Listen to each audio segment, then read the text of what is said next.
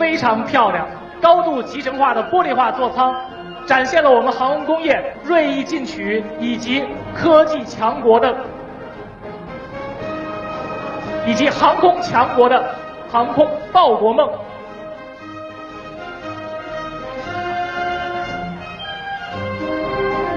除了一平三下的综合航电玻璃化座舱，还具有 HOTAS 双手不离杆操作系统，也就是说，我们的飞行员可以在操纵杆以及油门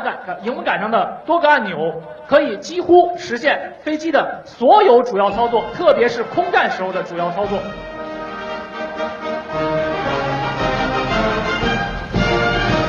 大家看，练15现在已经放出了起落架，打开了着陆灯。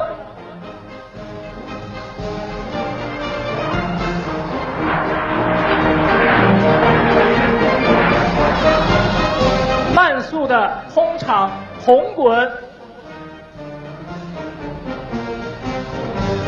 我们在衡量一架飞机的优异性能时，既要看其高速的飞行能力，同时要看它低速时飞行的状态。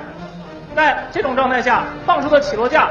也可以充当减速板使用。而在这种低速的情况下，试飞员将飞机在空中拉出了一个非常漂亮的 S 型红滚动作。足以见得我们练15在低速的情况下也拥有非常优异的操作能力。好，一个小航线的进近，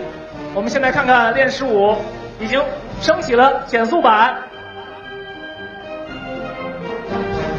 好的，平安落地，感谢空军试飞局的大队长董亚鹏和李贵。他们都拥有超过2000飞行小时的飞行经验，